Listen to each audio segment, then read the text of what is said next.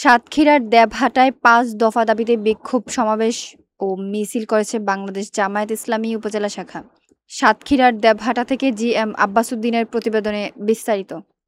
শুক্রবার বিকেলে পারুলিয়া জামায়াত কার্যালয়ের সামনে এ কর্মসূচি অনুষ্ঠিত হয়। উপজেলা আমির মাওলানা অলিউল ইসলামের সভাপতিত্বে এ সাধারণ সম্পাদক এইচ.এম. ইমদাদুল হকের সঞ্চালনায় আলোচনা সভা অনুষ্ঠিত হয়। প্রধান অতিথি ছিলেন উপজেলা জামায়াতের সাবেক আমির ও জেলা সহ সেক্রেটারি আলহাজ মাহবুবুল আলম। এছাড়া বক্তব্য রাখেন জেলা কর্মপরিষদ সদস্য মোস্তফা আসাদুজ্জামান মুকুল, মাওলানা দেলোয়ার হোসেন, মাওলানা আব্দুল ওয়াহেদ, সাবেক চেয়ারম্যান আলহাজ মঈনুদ্দিন ময়নাসহ স্থানীয় নেতৃবৃন্দ। বক্তারা বলেন, পিআর পদ্ধতিতে নির্বাচন হলে প্রকৃত গণতান্ত্রিক সরকার গঠন হবে, দুর্নীতি রোধ হবে এবং দেশের উন্নয়ন ত্বরান্বিত হবে।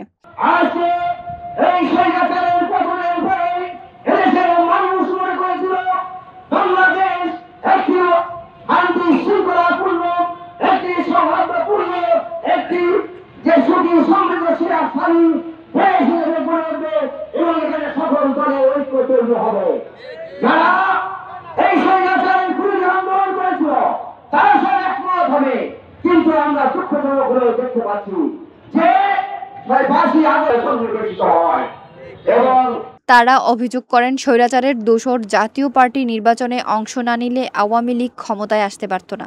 বক্তারা আরও হুঁশিয়ারি দিয়ে বলেন, পিআর পদ্ধতিতে নির্বাচন না হলে জামায়াত ইসলামী আরও কঠোর আন্দোলন ঘোষণা করবে। একই সঙ্গে জাতীয় পার্টি ও ১৪ দলের কার্যক্রম নিষিদ্ধ এবং তত্ত্বাবধায়ক সরকার পূর্ণ বহালের দাবি জানান তারা।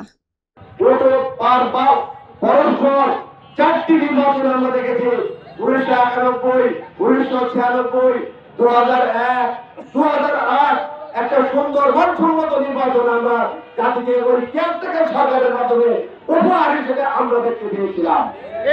কিন্তু পরবর্তীতে সেই ফ্যাসিস্ট সরকারের পতনের পরে দেশের দলীয় সরকারের সীমাহীন দুর্নীতির কারণে, প্রশাসনকে দলীয়করণ করার কারণে রাজনীতিকে আবার এমন জায়গায় ফিরে দেওয়া হয়েছে, জামাত ইসলামী আবারও চিন্তা গবেষণা করে মানুষের সামনে আরেকটি পদ্ধতির প্রস্তাব নিয়ে, আবেদন নিয়ে আজকে মানুষের সামনে উপস্থিত হয়েছেন। সেই পদ্ধতিটার নাম হচ্ছে ৫ দফার অন্যতম একটি দফা আছে পিআর পদ্ধতি।